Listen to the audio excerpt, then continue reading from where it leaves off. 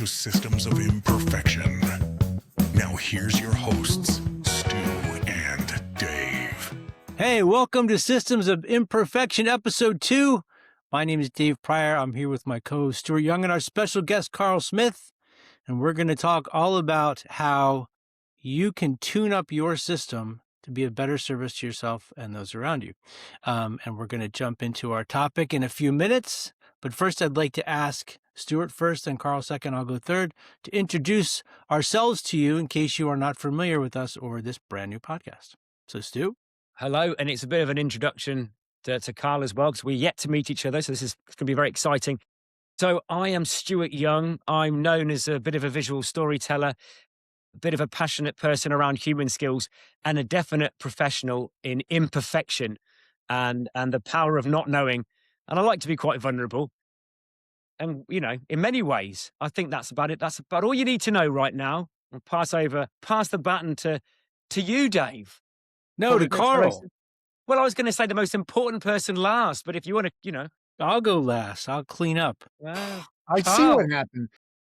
I'm out. I see what's going on here. Totally disorganized. Hey, everybody. My name's Carl Smith. I am part of a community called The Bureau, where we have about 1,500 people leading in creative companies and creative services. And boy, things are changing fast. So we'll have some fun talking about that. Personally, I got called a philosophical futurist not too long ago, and it felt really gross. No, that's but good. Not so gross that I'm not bringing it up and putting it in my LinkedIn bio.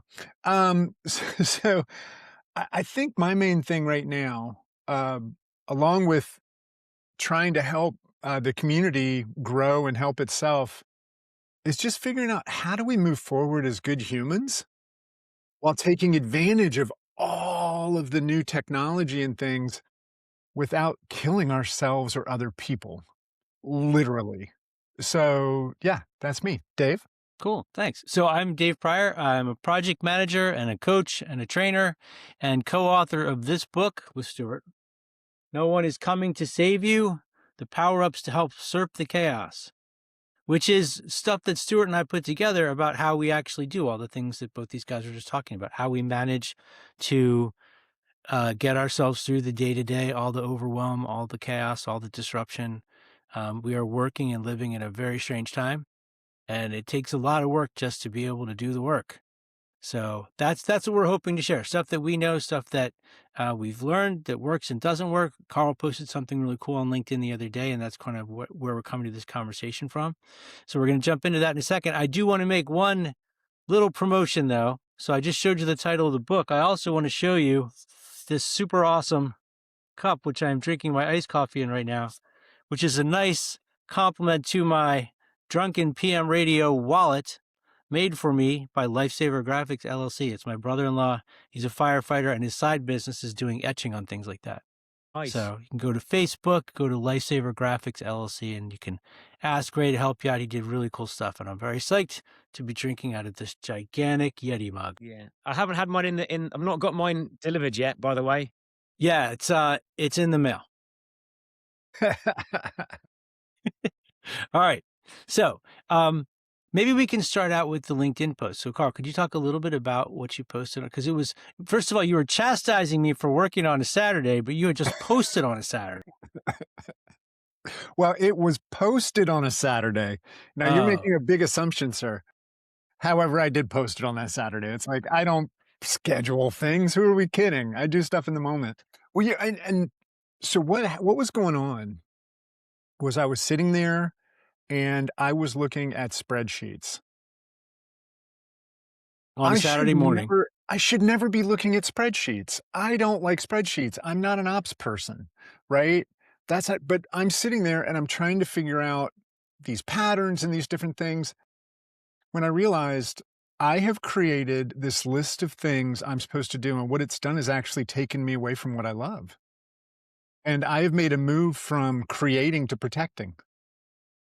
And now I am not sitting here trying to help people get better. I'm trying to make sure that we can pay a bill. And that's important. You have to be able to, not get everything canceled and lights turned off, and you have to be able to take care of your team.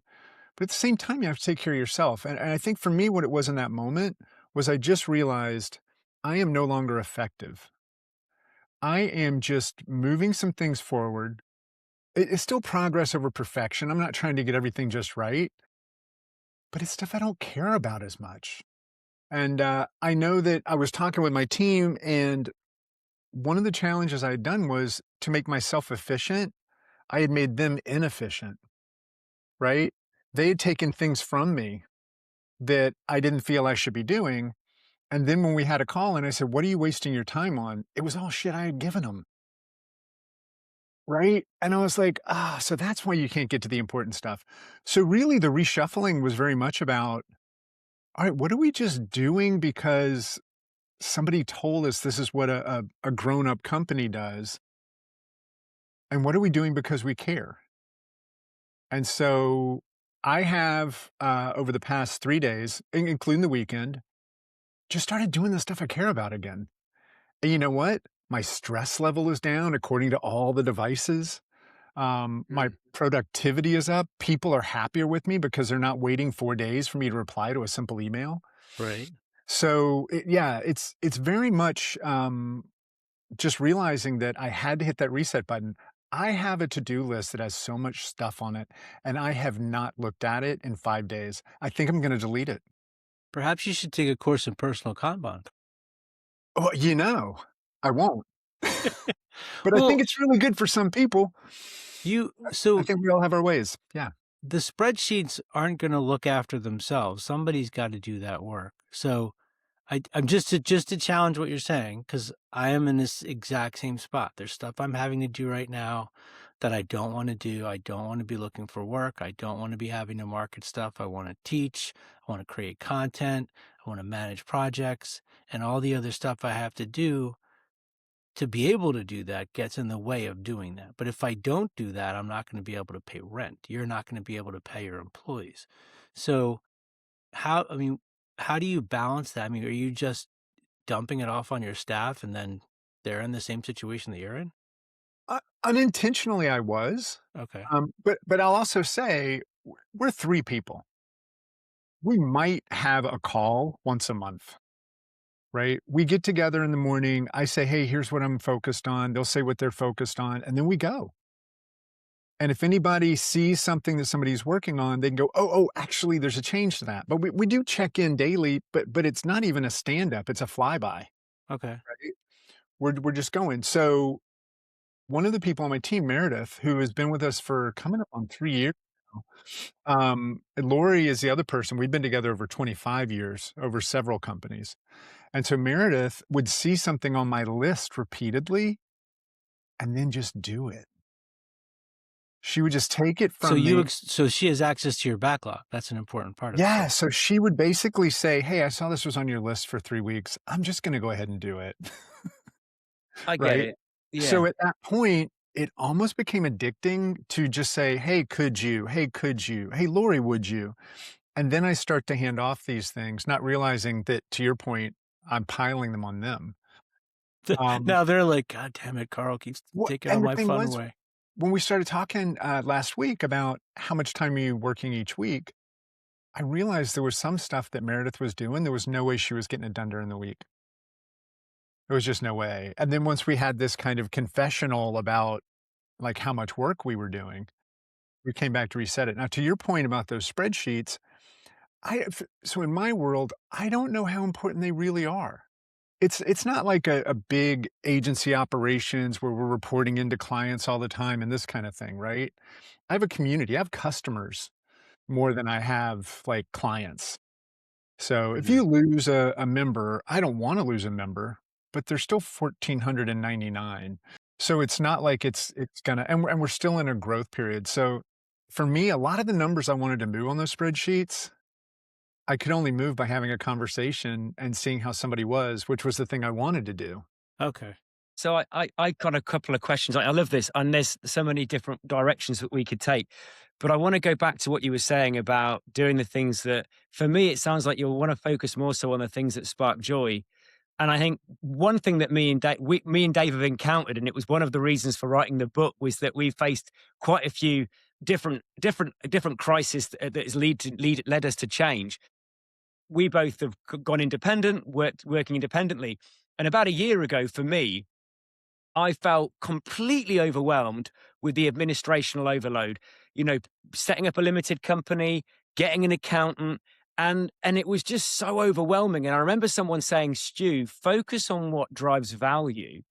And I get it. So, is there something, Carl, to be said for is it more sustainable to be focusing on the things that spark joy? Because if you're just focusing on the spreadsheet, it's just you're gonna get burnout. Is it also to do with self-regulation?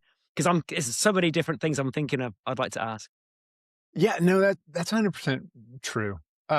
What you were just saying. So I believe burnout is when you send all of your energy out and none comes back, Right. right? And you're totally depleted. And a good friend, Chris Wilkesberger, he did this whole analogy of if you walk into a casino and there are 5 slot machines, right?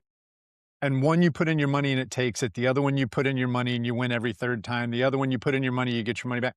And the last one, you put in your money, you hit a jackpot every time. Think about that as your energy, and think about the machines as the people you engage with, right? I had never heard this analogy before. And so for me, if I'm not talking with people, if I'm not having somebody share something they're challenged by, and I can either help or find somebody to help. I mean, my goal is really to be a conduit, not the solution. Um, that feeds me. That makes me feel like a human that's doing good. But if I'm just sitting there looking at these numbers, then I feel like I'm taking advantage of people. I don't feel like I'm actually running a community. It feels like I'm trying to run a business, right? And so I think that's it too. It's the perspective that you That bring things framing. with, and Yeah. it's also, I mean, if you think about Stoicism, if you think about, living in the moment and doing the things that actually make a difference, right? Versus thinking about the future or thinking about the past or all that stuff. I'm not living in the moment in a spreadsheet. But when I reach out to somebody and say, "Hey, I saw that you were struggling with this employee, and I happen to know that this person had a similar but different challenge. Do you want me to connect y'all together?" Right? That's building community, and that's solving a real problem. Now, man, I am just energized. I'm just ready to go. Whereas before, when I'm just like trying to run a business, that's It's not not who as I much am. fun. That's Yeah. not who I am. I think to me, it sounds like you probably get the added boost of not just the work of the conversation and the engagement, but knowing that that interaction probably made somebody else's day or life better than it was before. I mean, you are of service. Everything that the Bureau does, I mean, every event you run, all the stuff you do to bring these people together and and especially shepherding them through the last 7 years. My God. Um, it's, Do you it's think amazing.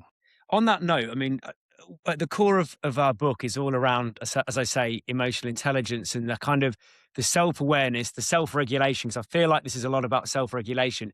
And then based on that, then you can then sort of turn your energy to, social awareness and relationship management. And you're all about people and community, and I want to talk more about that. But do you think there's something to be said for, Carl, having a good level of self-awareness about how you can support yourself? And then with that good level of self-awareness, you can then use that energy to support others. Do you think on your journey, you've become more self-aware? Without a doubt. And I was joking with somebody yesterday about the airplane analogy. I was like, my new strategy is I put on my own oxygen mask first, and then I just watch. Are they going to do it? Are they going to make You're going to it? say that. It's like, so that's my little Wow. twist on it. That's my little twist. No, but That's so great. and Stu, we just met, but most of my days start with a cup of coffee and throwing the ball for my dog Biscuit, right? And then I'll probably listen to either Ryan Holiday or Stoic Coffee, or I'm starting to listen to this Zen Minute thing just to get an idea in my head. And then I'm going to journal for a while. The other day when I was speed journaling, like that I think that might be what you were Yeah. talking about. Dave. That was that post when I speed journal and I'm just going as fast as I can and subconscious comes out. What is speed Right. journaling? Can you talk about that So while you're doing yeah, it? so basically I learned this in an event I was at, a high impact leadership seminar, Hills. And what you do is you sit down. You generally don't do it in a journal because that'll slow you down. You do it just on sheets of white paper. It can be lined, not unlined, whatever. And then without thinking, you just start writing every word you can. You just write as fast as you can, as fast as you can. Throw the sheets. Don't play around. Just go, go, go, go, go, go, go.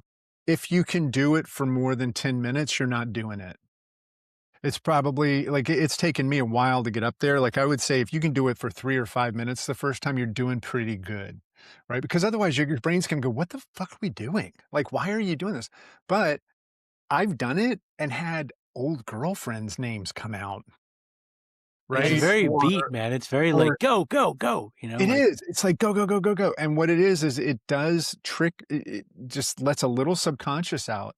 You start to understand some of the things taking headspace that you might not have been aware of. Love that. So And you're one in of the the moment. You're kind of yeah. so like you say, you're not worrying about the future or whatever. You're trying to ground yourself in the present.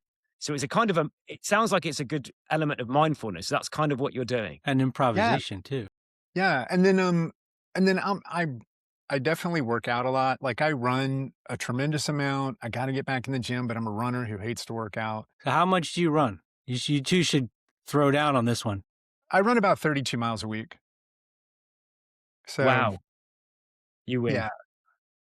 He wins. You're an Iron Man. Well, I I mean, I'm no, an I Ironman. am I've not. done an Ironman twice. We're talking about a sustainable pace. I don't Okay. do an Ah, Ironman every week. He does Yeah, 32 miles a week. There's I there's a don't I difference. may win here. I'm walking about 50 miles a week right now. no, that counts, man. I mean, walking's not a false god. No, Yeah, I'm like Well, the we half man on the podcast now. and I mean that we do talk about the fact that, the running, the walking, that as well. So, Carl, I'm sure and I remember my wife years ago, saying I was with my family, with my brother and different people, and we'd all met like halfway up the country. We kind of met in the Lake District, and my brother lives up in Scotland. And and in the morning, I'd grab my trainers, and I was just about to go. My brother's like, "Where are you going?" And my wife was like, "Don't stop him." And I was like, having this out of body experience. I'm like, "What's going on here?" And she said he has to go for a run, and I'd never really understood that it was a it's not like and again it comes back to everything we're talking about. There's no you can or you can't, you just have to. And that for me, that's my medicine. So we sound very aligned in that respect. yeah, well, and I'll just say my sister lives in Motherwell, so I don't know where your brother lives, but, Oh, right. the West Highland Way is, like, one of my favorite places on the planet. So this 7 to 10-day hike, depending on if you, how far you go, how fast you go. But to bring it back around, being outside, I spend a majority of my time outdoors, right? It's just since when I hit 40, and I'm 58 now, when I hit 40, the walls all started closing in on me. I was like, "What? I can't I'm dying The inside this clock is little ticking. box." I am, right? So, the other thing I'll say that I started doing, like, I done a lot of meditation, a lot of guided meditation. We actually had somebody, uh, uh, not from Calm, but from the other one, I can't believe I'm blocking on it now, who was in the community. Insight So timer? what's that? Insight timer? No, no, it was the very first one. I can't believe I'm blocking on it Oh, now. okay. Um, but anyway, so for me, I started, actually doing it's called NSDR, non-sleep deep relaxation. And it's basically an unguided meditation where you just try not to think, right? It's like a true monk kind of thing. Sounds like what I do. Um, it's really hard. And if you fall asleep, it's totally fine. Right? But for me, I found that that puts me in a much better energy for the day. Because I'm not having to choose, oh, do I want to be resilient or do I want to be grateful? So I'm sounding like So, such a punk. what are you doing when you're trying not to think? How does it work? I focus on the temperature in the room. I focus on breathing. I focus on everything that I can hear around me. That's for me, Uh, it's sound. It's sound and breathing. yeah, and I've actually got I don't have them up here. I've got these two little speakers that do like high pitched wave sounds across. So you put one on each Binaural thing. side. Yeah, and that's pretty terrifyingly cool. That's awesome. Cool.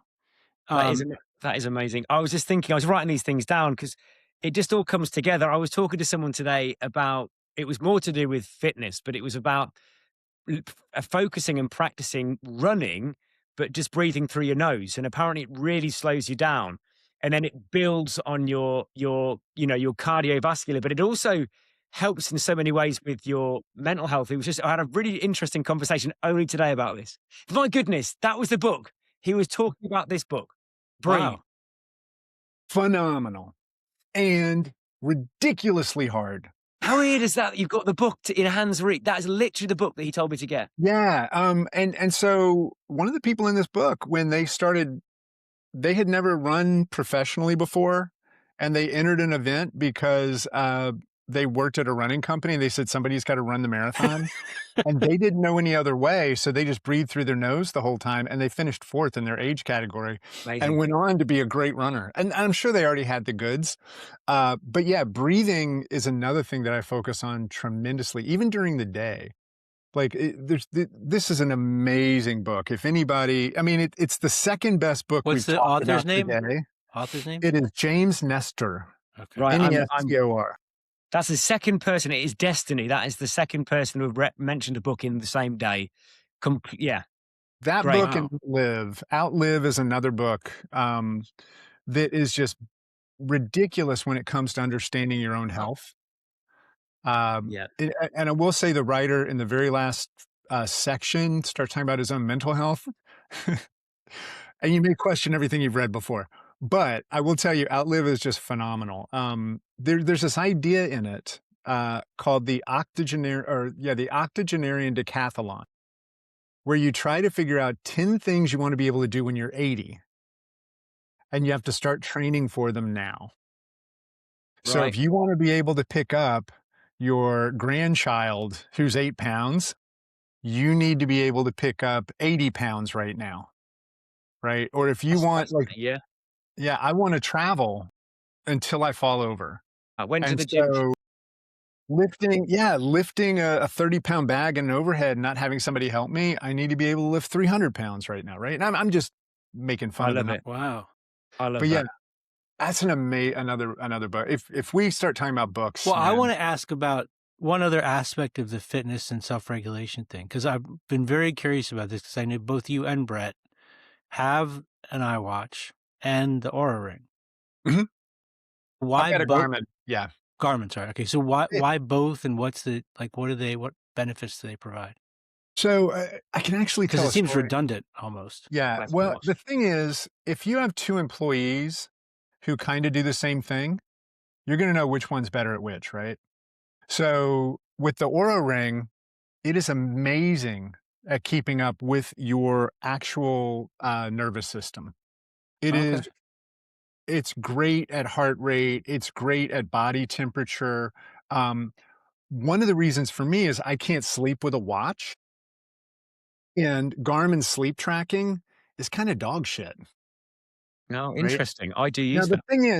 the thing is with Garmin, with the sleep tracking, if you're using it to improve, it'll work because it's giving you the same data each time. So you can see if you're getting better or not, but it's just not as accurate. Now with the Aura Ring, it's not as good with movement, right? Garmin is phenomenal at movement, but imagine you're working on a device that's trying to track your movement and people are doing this all day. Well, that's like with my Fitbit. How I used to just wave it difficult. around in the air because I would get all the steps by doing that. Well, right. Yeah. Yeah. No, tie the watch on your dog and Yeah, sit yeah. that doesn't translate, Dave. This explains a lot, but it doesn't translate. No, so for me, there's another part of this. Last May, I ended up in the hospital with intermittent atrial flutter. which sounds so cool, but it is not. Like a band, an indie band. But I only knew about it because of my Garmin, right? Wow. Okay. Now, I had that condition for over 10 years. I didn't know it, but when I went back and looked at my journals, I found that I was writing about it, Wow. right? I found that I was like, I was saying, it feels like the FAMU marching band is warming up in my heart. And then later it'd be like, it's gone. I don't know what that was, right? So, but my watch was alerting me to an abnormally high heart rate. My ring, though, it was showing me the data I'd always seen because I had always had Wow. it. So I didn't know what good data or bad data looked like. Yeah. I was also able to do an electrocardiogram on my watch. This is a very fancy watch, right? I don't spend a lot of money on stuff, but when there's something that I'm just crazy about, it's like, I've got to have it. So to be able to do an electrocardiogram and have it say you're an AFib, if this isn't the result you're looking for, seek medical assistance. Wow. Kind of important. Pretty Yeah, it's kind of important. And a few I'm days later, I did. That's Wow. so this has been really cool. It's really interesting. So when it comes to self-awareness and self-regulation, I think we've pretty much covered it. And it sounds like I love what you're saying about speed journaling and especially the breathing and and the book. I kind of, because from what I understand, and Dave knows you better than I, but from the fantastic LinkedIn things that you're doing and the work with the bureau and the posts, you are a bit of a guru and the king of community. And so I want to kind of move and shift that way. Thank you. And I want to talk a little bit about the power of not knowing leading to success and that level of vulnerability. And so I think that for me, you know, when you're in an environment and you can see people that are kind of stuck in that Dunning-Kruger effect. There's people that think they've got high levels of self-esteem and they actually lack knowledge. Well, there are some people that just feel like they're in an environment where they just don't know. I think there's a beauty around imperfection, and I just thought we could maybe touch on that. What your thoughts are about that? Yeah, no, I totally agree. I mean, mistakes are where all the best innovation comes from, right? We used to, when I was running my shop, you could not start with a design or a headline or whatever. You had to start with an idea. And none of those ideas got thrown away. The ones that didn't work went into a folder and they were used for inspiration. I think uh, I was talking with somebody the other day about what the future of creative services is. And I see two things here. One is the future belongs to the curious and the future belongs to the flexible, right? Those who can actually get out of their own way and go, okay, this isn't working. It's interesting, Stu, because there are people in the community who I think assume I have answers for things. All I have are questions, and those questions will get us to answers.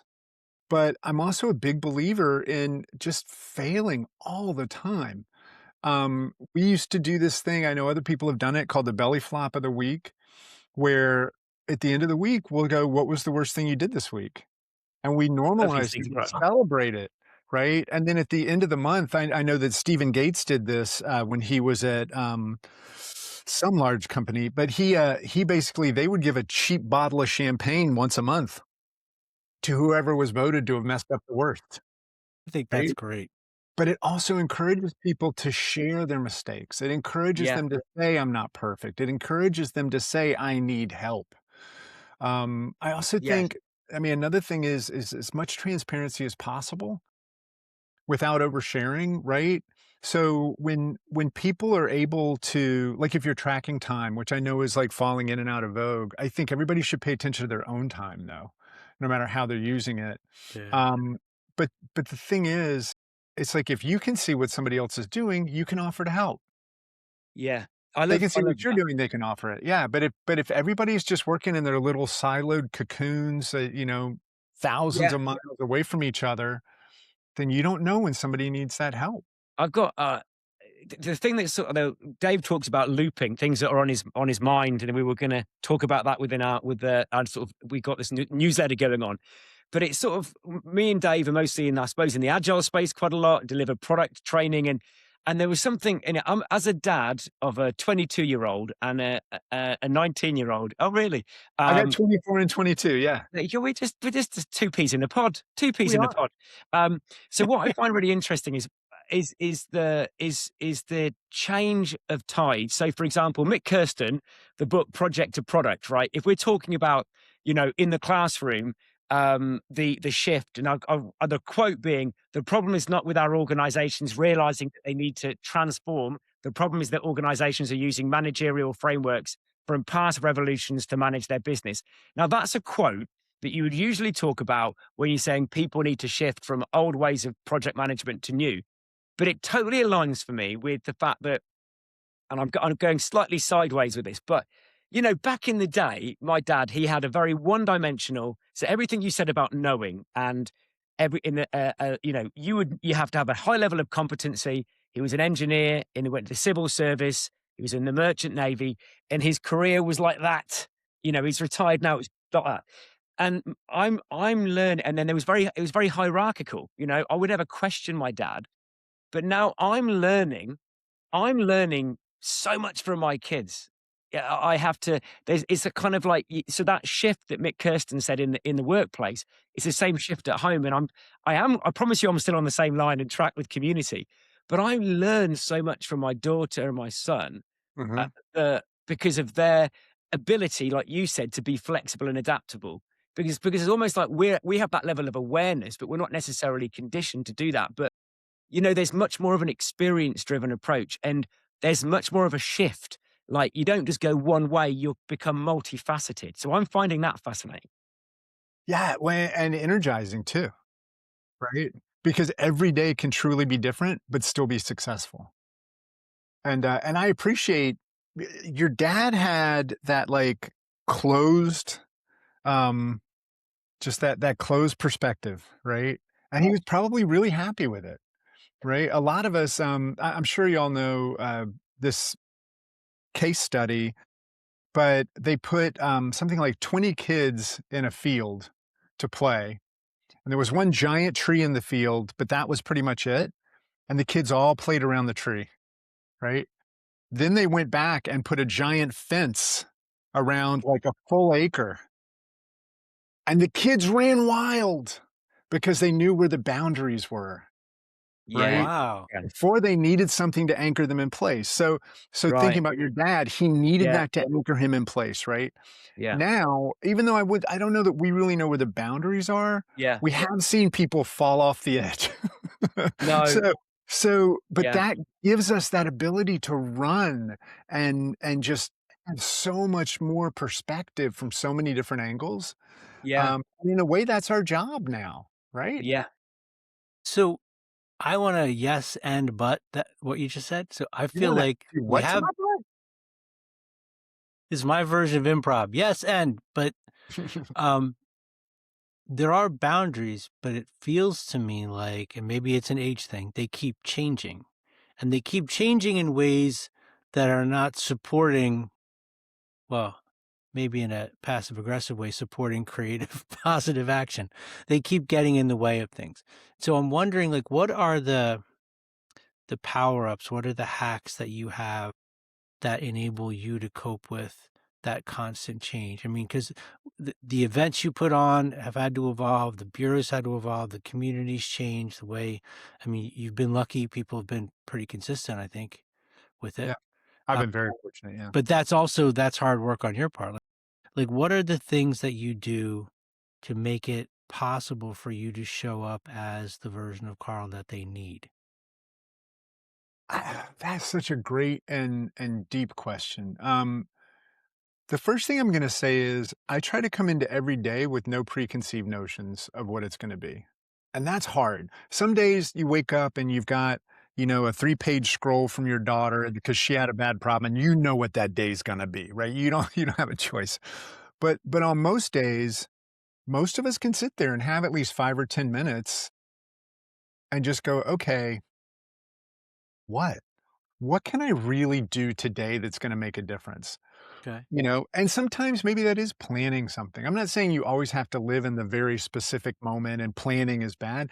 I mean, hell, Marcus Aurelius was planning like crazy, right? But he's considered one of the most in the moment people ever. So I think part of it is just being open to whatever happens. Mm, I think part of it is interesting.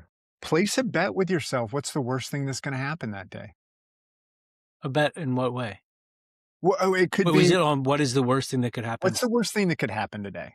Okay, Okay. well, that $50,000 sponsor could give me the finger and take the money and walk away.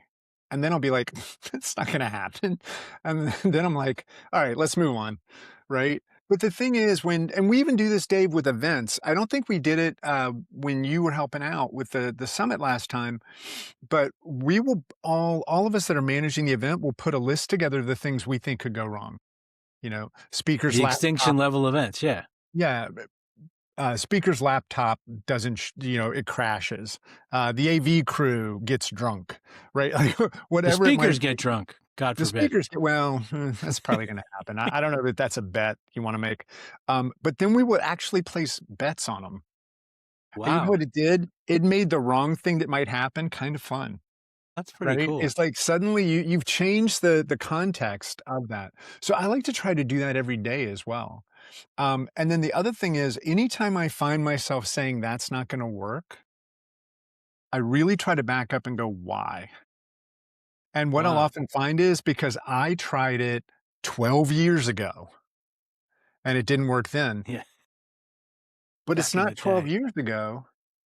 And Yeah. it might be somebody else trying it and they may be able to succeed where I failed, right?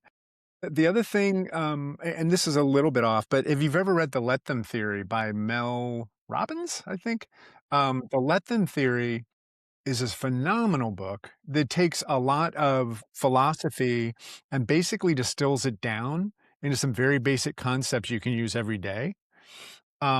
One of them being, uh, you know, I have to make some changes in the community and it's going to upset some people and I don't want to upset them. So I'm not going to make those changes. Well, that means it's going to hurt the whole community over the Yeah, next 5, 6 months to a year. And then I'm going to be forced to make those changes. And everybody's going to be like, why didn't you do this? So instead, when you look at the let them theory, I'm like, okay, I really need to make these changes and it's going to upset some people. Okay, let them be upset. It's not my responsibility to maintain their emotional happiness. yeah. It's my responsibility in my role to provide them with opportunity to get better. It's not my role to make them get better. It's not my role to make them feel a certain way. It's my role to create an environment in which that can happen. It's Okay. my role to create an environment in which they feel that they are not only belonging, but have a place to go, a path forward. And if I sit there and worry about how everybody's going to feel, if we have people on the right, we have people on the left, we have people in the middle, we have like all of these different types of folks. That's never gonna happen, but the number one thing that is the most critical is I have to wanna be a part of anything that I am creating, and if we have to Wow. make a decision that is gonna create a community I don't wanna be a part of, that's a problem. So that to me is really interesting because I think of what you do as being of service to, like, if I think about the digital project managers, you are of service to that community, which keeps like it's like a lake that keeps restocking because they kind of like age out at a certain point and all the new ones coming up need help. And a lot of the things that they need to learn and need to talk about. I mean, you went through that 20 years ago, but you've seen it kind of evolve since, but um, creating something that's for others, but that you also wanna be part of, that to me is like a little bit of a taller order.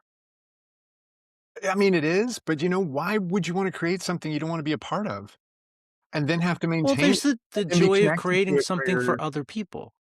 no, that's absolutely true. And, I'll say this, when I was running Engine, my agency, we had a very hippie Jews, holistic, flat, everybody got to choose the work they wanted to work on. I mean, it was a thing, and it was great. But there were a few things we did because the group wanted to, um, that I really felt wasn't anything I wanted. I mean, it's like they wanted to get into big data, right? Remember when big data was a thing? They wanted to get now all data is big data, but they It wanted to is get into big data and they wanted to start building like these different types of apps and things. And I was just like, y'all go do that. That does not make me happy. It's like I want to build like we had CBS Sports was a client. I want to build those fantasy football apps. right? That gets me going. I'm like, Yeah. yeah, I could care less about some big database that's gonna crunch out things for the military. And that's not necessarily what it But was, you but create a space for others to do that you can absolutely. be part of. Okay. Absolutely. Now they would bring it back to me and I would help them with it. But when we look at the community, um, like I think the thing that I love about it the most is that I have never wanted to be in charge of anything. And the And community, yet that's all you do, well, in a events way, wise. what I do is I allow the community to do it. I don't Okay. allow, I provide the opportunity, right? So if you look at Ops Week last week, that was all Rob Hart. He got the speakers, he did all that because 5 years ago he said, "Hey, we don't have anything really great for ops folks." And I was like, "What do you wanna do?"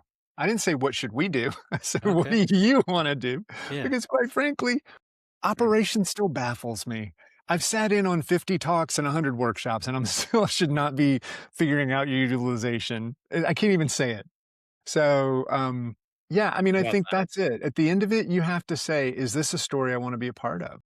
and so I think that again, what you're touching on there is the power of community, and again that the embracing that diversity of thought. And I want to touch on another thing that we've talked about. And one of our power ups is around authenticity. And last week it was great. Last week, a lot of the trainings that I deliver. So I'm a certified Scrum trainer like Dave, and a lot of the focus I have is around product, which I absolutely love. But last week, I had the opportunity to create and craft a two-part series around storytelling. And the first bit was how you craft a story, and that Right, could be right. for a presentation, an interview, or whatever.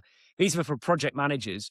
And then the second workshop, which we ran last week, which could have gone either way. It was a kind of experiment, was how you deliver with impact. And we'd started, and I was providing them with the kind of mechanistic side of delivering, which kind of connects with the stuff we were talking about with Breathe. And then we talked around, the making people feel something to do something. So if you're a trainer or a facilitator, you don't just present. You've got a crap teacher at school, it puts you off that topic, right? So you don't just give information, you've got to really want people feel something to do something. So we were talking all about authenticity, and I was very vulnerable and very brave, but I wanted to uh, try to make everyone in that room realize that they have a place as a storyteller. So I was saying, look, as Simon Sinek said, which I think is super cool, he says, take strengths and weakness off the table and consider attributes and characteristics. And like myself, he was clinically diagnosed with ADHD as an adult. And it's something that I talk a lot in the book. And I used that last week as a way of saying, look, this is me. This is whether you like labels or not, it was just a way of me saying, this is how I show up. And I show up and I'm gonna come along. And as far as talking, I'm going to be loud and energized. And that's an attribute that could be a good thing or it could be a bad thing, right? And what I was trying to say is there's going to be some of you in the corner that think that you're quite, your tone is quite low or you're quite timid and quiet, but that is awesome too. And I think so. There's a lot of stuff that I'm passionate about is that regardless of what you do with all these changes that we're going to encounter, the beauty and the importance of being your authentic self is key. So going back to community, is that kind of where you're going with this? Are you trying to suggest that people should always be their authentic self? Yeah, I think so. I mean, there's a whole unless you're a Nazi thing. But no, I think you should They're be authentic Nazis. the authentic Nazi. I mean, no, but I think it is about authenticity. So long as you can be your true self without impeding somebody else being their true self. Right? I think we know that as humans. We're social creatures that crave independence. We are the biggest contradiction, right? But for me, I think that also is why any healthy community ends up becoming a series of sub-communities, right? Because ultimately, a community is a group that gets together because they have common interests. They have something they want to make happen or something they want to protect. And so, for example, we had a woman that joined our group, joined the community. She was in our women's leadership group and she contacted me. She goes, "This thing is a turd." And I was like, "Yeah?" And she was like, yes, I've never been in it. So I don't know. And she was like, yeah, she was like, can I start my own? And I was like, what do you want to do? She goes, I just want to get together one night a week, have a glass of wine with some other women and talk about things we can do to be better. I don't want to sit there and talk about why we can't. Right. And Wow. I was like, absolutely. Today, that group has 130 women in it. They get together once a week. They had their own retreat Wow. and we supported them with it. Right? It's like we helped them sell the tickets. All the money was theirs. But that's authenticity. When you get to a point where to be your authentic self, you are a part of this community, but you realize I need another community. I Yeah. mean, we have a gardening group with like 12 people in there. They're Wow. rabid about it. I mean, it's like they keep asking me to send photos from Florida because they're up in Jersey now and everything's dead, right? But Yeah. so I think that's a big part of it, is just realizing that authenticity for everyone means that things are gonna constantly be changing. I mean, it's like any company, when you have culture and you bring in new people, and most companies are gonna have, some turnover and some new folks and all this stuff. Every time somebody new comes in, the whole culture is gonna change at some Yeah. level. Yeah. Or it should. It should, and it's Yeah. the same thing with the community. One of the challenges we have right now is it's the same voices always talking, and I don't think they're making room for everyone else, and so that's something I'm working on right now that I'm really passionate about that could not be on a spreadsheet. Yeah, and I think It that's the like I said, that's why I think when we think about a product being something that drives value, that's why I think I connect that with being human in that, you know, most organizations don't survive if they have that hierarchical structure because we need to, from I love a quote from Niels Flailing, from idea to innovation takes creativity, and creativity is in the hands of our teams. And I think that it's the authenticity and the critical thinking that really, plays a part. So another shift, if you don't mind, is that as what I love is that Daniel Goleman, like he wrote this book like 25 years ago. Emotional In fact, intelligence? Yeah. yeah, Yeah. and in fact, I say 25 years ago, more than that, because I think the latest edition was created. Uh, I don't know. I don't think it's not a new book, even the 25th edition.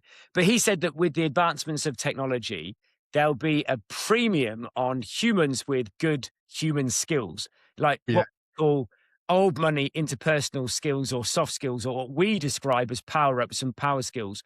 And I think that that is the key to survival. So I know to some, they may appear that we've just, for the last 47 minutes, just gone off randomly about everything. But the key to survival is being human. So, what are your thoughts on? I mean, I think we've generally talked about all these things, but being human, I think people are investing. And you talked about bets, betting.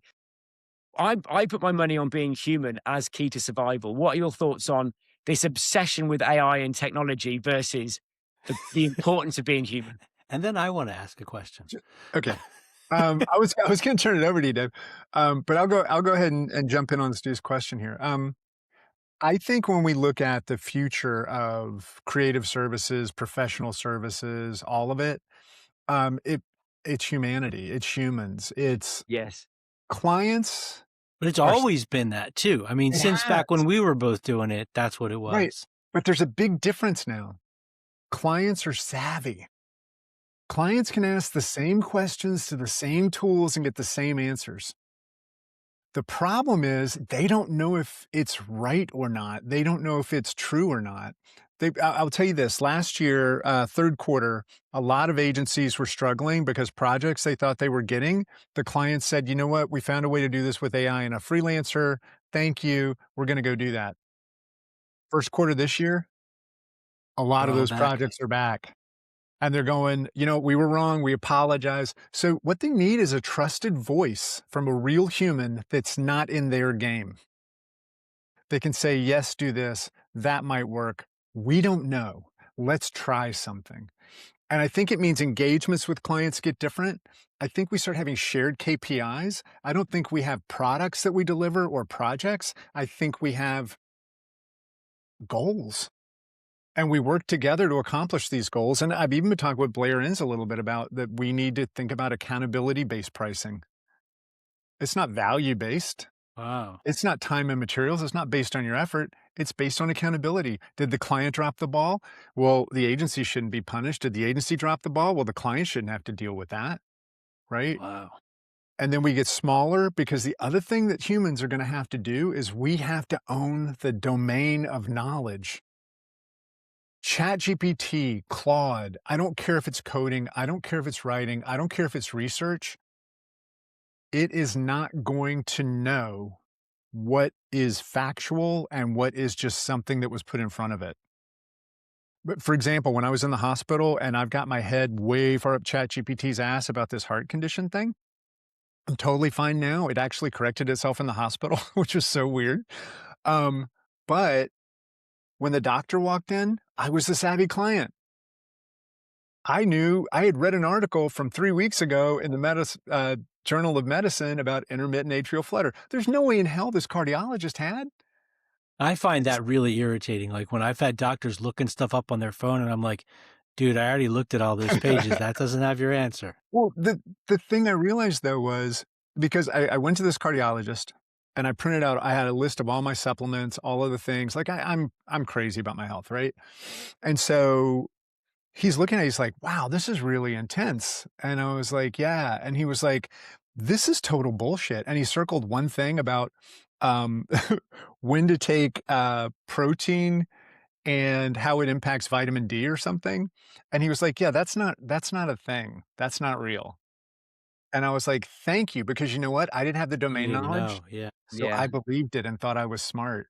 there you So go. we need humans that understand things and also will just tell us the truth as they see it. But we have to give them grace to be wrong and not always assume that something we found online is right. Cool. All right. Your time, So Dave. we have Hit to me. wrap it up, but I have 2 questions for you. One, Bring 'em in. Rachel, you've talked a lot about Stoicism on this call, and I don't know how hip to that, the people, some of them will be familiar with it and they'll know the difference between Marcus Aurelius and Ryan Holiday. But where do you recommend people start if they're curious? Because that's a big part of self-regulation for you, I would imagine. Yeah, I will get you the actual title. I'm probably going to get the name of the book wrong, but it's Everyday Stoicism. And basically what this author did was he took questions from today and then he imagined Epictetus and Seneca and Marcus Aurelius and all of these like really esteemed Stoics answering the questions, right? And so that book makes it very much easier to connect. Accessible. Yeah. Yeah, very much more accessible. I would also say listening to, I mean, I don't want to say Ryan Holiday because it's just a long ad with a short little thing in the middle right now, and good for him. I'm happy for him. But the one thing I would say, if you think Stoicism is just not caring, it's totally different. It's like saying an agnostic is an atheist. They're Yeah. not. They're trying to figure it out. They're still thinking about it. A lot of people say agnostic and they don't mean it. But when you say you're stoic, what it really means is so like this is my memento mori, right? This is Frankie. I have And that same ring. he reminds, do you? It's a skull ring. Yeah, I got this at a pop-up voodoo market in New Orleans for like Wow. $10. Yeah. I was like, if it fits, I'm taking I it. have one. Yeah. But this idea that every day could be our final day. And how do we want this final day to go? How do we want to be remembered? I was at a wedding with my family. My oldest daughter was home from New York, my youngest daughter, my wife. It's on the river. It's gorgeous. I wasn't drinking at the time, right? I mean, for an extended period, it wasn't just that moment. And It's like 5 minutes I was sober. everybody was dancing and everybody was having fun. And I felt really cranky. And I'm just looking at the river. And then I felt the weight of this ring. It's a very heavy ring. And I thought, if I die tomorrow, is this the last memories I want to have, everybody? And then I went out and I danced my ass off. I was That's like, great. no, I want to have fun. I want to enjoy this, right? But the other thing I'll say is just Stoics are trying to figure out, they're trying not to react to the thing. They're trying not to, because the only thing we control is how we respond. And they're just trying to stay calm, but they're still doing, I mean, Marcus was a freaking emperor. It's not like he didn't have a to-do list. So I'll just say that. But yeah, and then I think a majority of philosophies are really, really good. Stoicism is just what I got attracted to. Also, these were really rich white guys. So we need to realize it's easy to be philosophically sound when you're rich. When you're rich. Nika got expelled to an island for like 8 years and ended up being forced to kill himself. So it wasn't always wine and roses. But he did but it in a very chill way. he did. He was like, "Oh, okay. Yeah, I'm good." This is great. All right. I'm really grateful to you for being part of this. This is only our second episode, so hopefully it was okay for you. If people want to learn more about you, Carl, learn about the Bureau and all the stuff that you do, Yeah. what's the best way to track you down? I would say just hook up with me on LinkedIn. That seems to be the easiest these days. It's Carl W. Smith. If you just search Carl Smith Bureau. Well, we'll put it in the show notes for Yeah, this yeah. as well. And I always end up with companies that have hard to spell names, y'all. Bureau's not that hard to spell. That second U throws people off. I don't know why, myself included. And I type it or say it probably 40 times. Well, we'll put a link in the show notes for those people as well. Thank you, sir. I All appreciate right. it. This was Cool. an absolute pleasure. Thanks fellas. for being here, man. It's been Appreciate great. it. Been This is great. It's great. lovely to meet you. It's been great. Thank you so much. All right. That's episode 2. We're done. Thanks, Carl. In the books. All That's right. awesome. Thank you.